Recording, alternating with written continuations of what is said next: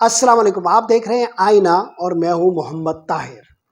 پاکستانی سیاست میں اس وقت ٹیکنوکریٹ حکومت کے حوالے سے ایک بحث جاری ہے۔ اسٹیبلشمنٹ کے رجحانات بالکل واضح ہیں، ہر طرف ٹیکنوکریٹ حکومت کی غوغا آ رہی ہے۔ نظم حکمرانی کی بحث میں ایک مغربی مفکر کا قول ہے کہ نظام سارے ہی اچھے ہوتے ہیں، فرق بس ان کے چلانے والوں سے پڑتا ہے۔ پاکستان میں اصل مسئلہ نظام کا نہیں بلکہ نظام کے چلانے والوں کا ہے۔ ہم اپنی پوری تاریخ میں مختلف حکومتوں کو آزما چکے ہیں، ٹیکنوکریٹ حکومت بھی ایک طرح سے ہمارے ہاں آزمائی جا چکی ہے۔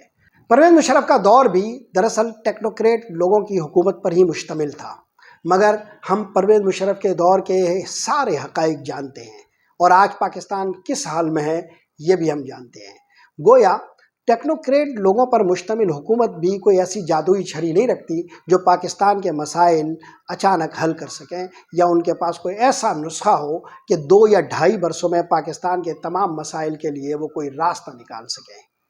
پھر آخر ہمیں کرنا کیا چاہیے؟ یہ بحث جو ٹیکنوکریٹ حکومت کی ہے یہ ہر انتخابات سے پہلے ہوتی ہی ہے۔ اسٹیبلشمنٹ کو ہر انتخاب سے قبل ایک طرح سے ٹیکنوکریٹ حکومت کا بخار چڑھتا ہے اور ایک بحث پورے پاکستان میں چھڑ جاتی ہے کہ پاکستان کے سیاسی حالات بہت دگرگوں ہیں، معیشت مسلسل زبوں کا شکار ہے اور ٹیکنوکریٹ کی حکومت ہی وہ واحد نسخہ ہے جس کے ذریعے ہم پاکستانی مسائل کو حل کر سکتے ہیں۔ ٹیکنوکریٹ حکومت کے حوالے سے آج میں آپ کو ایک دلچسپ واقعہ سنانا چاہتا ہوں۔ نگراں حکومت ملک معراج خالد کی تھی، فاروق لغاری صاحب ملک کے صدر تھے اور آرمی چیف جنرل جہانگیر کرامت صاحب تھے۔ ایک بحث اس وقت چھڑی اور پاکستان کی سیاست اور صحافت پر چھا گئی۔ اسٹیبلشمنٹ یہ چاہ رہی تھی کہ پاکستان میں ٹیکنوکریٹ حکومت متعارف ہو جو 2 اور 2.5 برسوں میں پاکستان کے سیاسی اور معاشی مسائل کو حل کرے۔ جنرل جہانگیر کرامت صاحب فاروق لغاری کے پاس ایک نسخہ لے کر گئے اور انہوں نے کہا کہ آرمی کے اندر تقریباً اتفاق رائے ہو چکا ہے کہ ٹیکنوکریٹ کی ایک حکومت متعارف کرائی جائے جو 2 یا 2.5 برسوں میں پاکستان کے معاشی اور سیاسی مسائل کو حل کرے۔ جہانگیر کرامت صاحب نے فرمایا کہ عدالتوں کو ہم مینیج کر لیں گے۔ فاروق لغاری صاحب نے اس پر یہ کہا کہ بھائی کوئی عقل کی بات کریں، آخر آپ یہ کام کیسے کر پائیں گے؟ پھر انہوں نے ان کے سامنے کچھ دلائل رکھے، جس کے بعد جنرل جہانگیر کرامت صاحب قائل ہو گئے، مگر انہوں نے کہا کہ میں آرمی کے اندر تقریباً تمام افسران میں اس حوالے سے ایک اتفاق رائے دیکھتا ہوں۔ چنانچہ صدر لغاری صاحب کو دعوت دی گئی GHQ میں آنے کی اور ان کے سامنے آرمی کے اہم ترین افسران بٹھائے گئے۔ وہاں صدر لغاری صاحب نے ایک خطاب بھی کیا۔ لغاری صاحب نے ایک لاہور کی محفل میں خود اس پوری بحث کا حوال سنایا۔ انہوں نے کہا کہ میں نے کچھ سوالات اٹھائے۔ وہ سوال یہ تھے کہ کیا آپ ٹیکنوکریٹ کی حکومت کو آئین میں رہتے ہوئے گنجائش دے پائیں گے؟ اس آئین میں ٹیکنوکریٹ کی حکومت کی گنجائش کہاں نکلے گی؟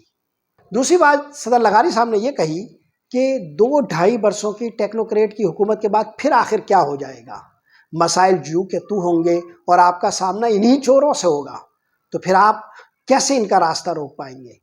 جب آپ کو 2-2.5 برسوں کے بعد بھی انہی لوگوں کو حکومت دینی ہے تو اب کیوں نہیں؟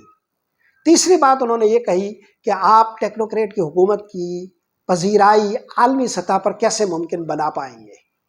چوتھی بات انہوں نے یہ کہی کہ آخر عوامی سطح پر ایک ٹیکنوکریٹ کی حکومت کیسے مقبول ہو پائے گی؟ گویا معاشی مسائل کا حل ٹیکنوکریٹ حکومت کے پاس نہ ہو، عالمی سطح پر اس کی پذیرائی بھی نہ ہو، 2-2.5 برسوں کے بعد آپ کا سامنا انہی سیاست دانوں سے ہونا ہو اور کوئی بہت بڑا چینج کا عمل یا تبدیلی بھی آپ متعارف نہ کروا سکیں، تو پھر آپ کیا کیجئے گا؟ پرویز مشرف کے دور میں آپ ٹیکنوکریٹ لوگوں کی ایک حکومت کو دیکھتے تھے۔ اگر آپ ان کے وزراء کی فہرست کو دیکھیں، یہاں تک کہ وزیر اعظم بھی انہوں نے شوکت عزیز صاحب کو بنایا تھا، اگر آپ تمام وزراء کو دیکھیں تو وہ ٹیکنوکریٹس تھے۔ پھر آخر پرویز مشرف پاکستان کو کسی مناسب راستے پر کیوں نہیں ڈال سکے؟ ہم آج بھی اپنے بہت سارے مسائل کا ذمہ دار جنرل پرویز مشرف کو ہی ٹھہراتے ہیں۔ آج اسٹیبلشمنٹ مختلف سوالات کے نرغے میں ہے، سیاسی طور پر ان کے خلاف تنقید کا ایک طوفان ہے جو ابھی عارضی طور پر تھما ہوا ہے۔ اگر اسٹیبلشمنٹ کسی بھی طرح ٹیکنوکریٹ کی حکومت کے اس آئیڈے کو آگے بڑھاتی ہے اور سیاست دان ایک کھٹ بنا کر اس کی مخالفت شروع کر دیتے ہیں، عوامی سطح پر پہلے ہی ایک غیر مقبول ٹیکنوکریٹ کی حکومت ہو، تو یہ کیسے ممکن ہوگا کہ یہ پورا کھیل کسی طرح کامیاب بھی بنایا جا سکے؟ عدالتی سطح پر مینج کرنے کا معاملہ بھی ایک سوالیہ نشانی ہے۔ ٹیکنوکریٹ کی حکومت کی آئین کے اندر کوئی گنجائش بھی موجود نہیں۔ اگر آپ کو آئین کے سائبان کے نیچے رہنا ہے اور جمہوریت کی عیاشی بھی پالنی ہے، اگر آپ عالمی سطح پر خود کو تنہائی سے بھی بچانا چاہتے ہیں، اپنے دوستوں کو برقرار رکھتے ہوئے عالمی معاہدوں میں بھی رہنا چاہتے ہیں، تو پھر آپ کے لیے کچھ لازمی سے مسائل ہیں۔ پہلی بات یہ ہے کہ آپ کے پاس ایک پاپولر حکومت ہو۔ دوسرا مسئلہ آپ کا یہ ہے کہ آپ جمہوریت کے بنیادی تاثر کو کسی بھی طرح مجروح نہیں ہونے دے سکتے۔ تیسرا مسئلہ یہ ہے کہ عالمی سطح پر آپ نے ایک ایسی حکومت کا ڈول بھی ڈالے رکھنا ہے جو مسلمہ اور مصدقہ عالمی معیارات کو پوری کرتی ہو۔ چوتھی بات یہ ہے کہ آپ کو آئین کی چادر بھی اوڑھے رکھنی ہے۔ پھر آپ یہ ٹیکنوکریٹ کی حکومت میں کیسے ممکن بنا پائیں گے؟ طاقت کے ذریعے سوچنے کا یہ عمل کبھی بھی کامیاب نہیں ہوگا۔ جو لوگ یہ سوچ رہے ہیں کہ اسٹیبلشمنٹ کے اس خیال کو وہ کسی طرح روبہ عمل لا سکتے ہیں، وہ ایک فاش اور سنگین غلطی کر رہے ہیں۔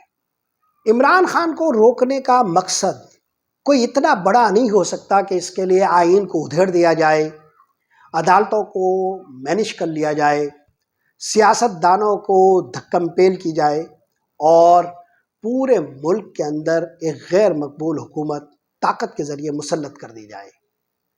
یہ مقصد کوئی اتنا بڑا مقصد نہیں ہے۔ یہ جو کچھ ہوگا، عمران خان کو دیوار سے لگانے کے بنیادی ہدف کے طور پر ٹیکنوکریٹ کے ذریعے جو کچھ ہوگا، یہ اتنا بڑا بوجھ ہوگا جو شاید ہم اپنے کندھوں پر نہ اٹھا سکیں۔ ابھی اسٹیبلشمنٹ یا بکراج شاید یہ سمجھنے سے قاصر ہوں، مگر انہیں یہ جلد اندازہ ہو جائے گا کہ ٹیکنوکریٹ کی حکومت بس ایک خیال ہی ہے۔ ٹیکنوکریٹ کی حکومت ناقابل عمل منصوبہ ہے۔ اگر یہ روبہ عمل بھی آ جائے تو یہ بے نتیجہ رہے گا۔ آج کے لیے یہی کچھ۔ محمد طاہر کو اجازت دیجیے۔ اللہ نگہبان۔